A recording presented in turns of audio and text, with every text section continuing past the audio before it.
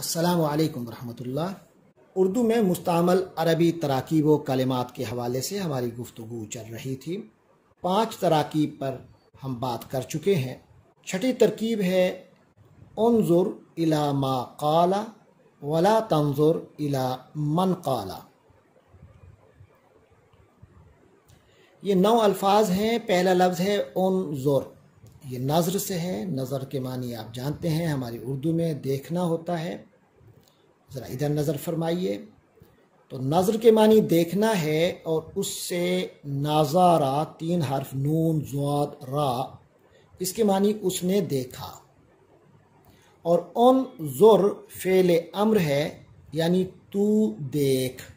کہا کہ انظر تو دیکھ، الا طرف، ما جو، قال اس نے کہا، فعل ماضی ہے، قال اس نے کہا۔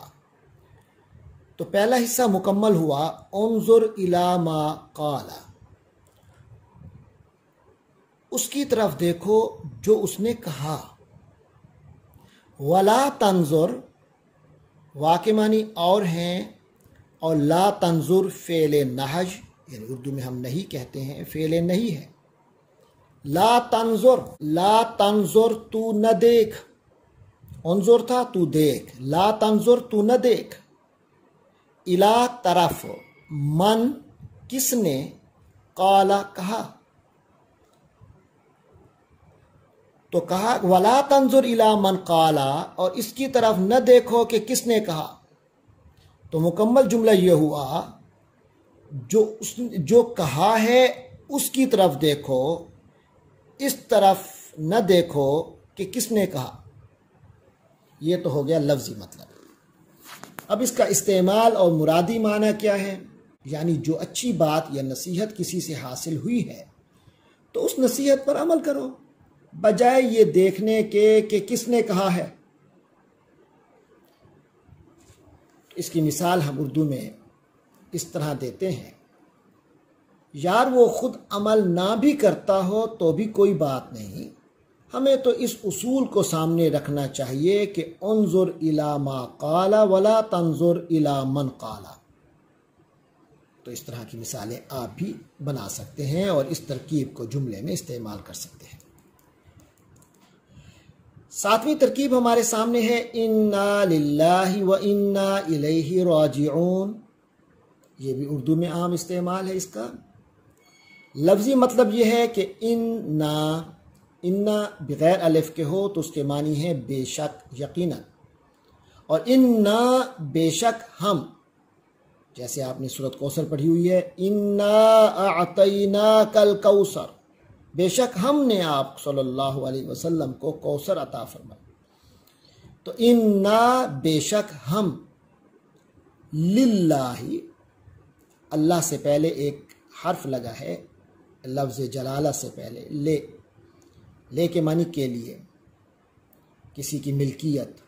انا للہ، ارے ہم تو اللہ ہی کی ملکیت ہیں، وَإِنَّا، اور یقیناً ہم، الیہ، ابھی گزرا تھا، الا، انظر الی ما قال ولا تنظر الی من قال، الا کے معنی طرف، وَإِنَّا، اور یقیناً ہم، الیہ، اس کی طرف، الا طرف، الیہ اس کی طرف، یعنی اللہ کی طرف، راجعون، راجعون رجوع سے ہے، رجوع کے معنی پلٹنا، واپس آنا، واپس ہونا۔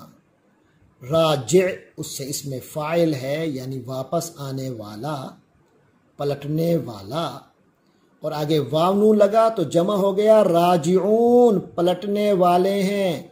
وَإِنَّا إِلَيْهِ رَاجِعُونَ، اور یقیناً ہم سب اسی کی طرف واپس جانے والے ہیں، واپس پلٹنے والے ہیں۔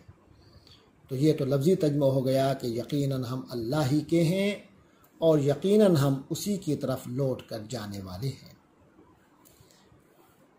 دراصل یہ قرآن مجید کی ایک آیت کا ایک جز ہے، اور حالت مصیبت میں خاص طور پر کسی کے مرنے کی خبر سن کر یا کسی چیز کے گم ہو جانے پر یہ جملہ بولا جاتا ہے۔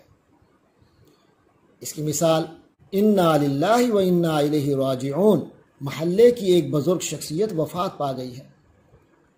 8واں جملہ ہے بسمہ تعالی، بے ساتھ اسم نام، اسم ہی اس کا نام، تو باسم ہی اس کے نام کے ساتھ، اس کے نام سے، تعالی وہ بلند ہوا، وہ بلند ہے، یعنی اس کے نام سے جو بلند ہے، ہی سے مراد اللہ تبارک و تعالی ہے، یعنی بسم اللہ کی جگہ بسم ہی تعالی مرادی معنی اور استعمال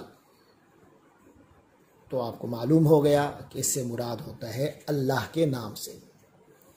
تو اس کی مثال یہ ہے کہ بسم ہی تعالی ہم ہر کام کی ابتدا کرتے ہیں۔ بلطائف الحیل، بے کے معنی ساتھ، ابھی گزرا بسم ہی تعالی میں، لطائف لطیفہ کی جمع ہے، اور لطیف چیز وہ ہوتی ہے جو کہ غیر محسوس طریقے سے ہو، تو بلطائف الحیل، حیل حیلہ کی جمع ہے، اور حیلہ کے معنی حیلہ ہے، چالاکی ہے، مکر و فریب ہے، یا کوئی ایک نیا راستہ تلاش کر لینا ہے۔ تو بلطائف الحیل کے معنی ہے کہ غیر محسوس حیلوں سے، غیر محسوس طریقوں سے، مرادی معنی یعنی کمال حیلے بہانے سے اس نے یہ کام کیا تو کہا جاتا ہے بلطائف الحیل۔ تو اس کی مثال کچھ یوں بنتی ہے کہ بلطائف الحیل اس نے اپنے سارے مقاصد حاصل کر لیے۔ 10واں اور آج کے لیے آخری مرکب ہے، وہ ہے جزاک اللہ۔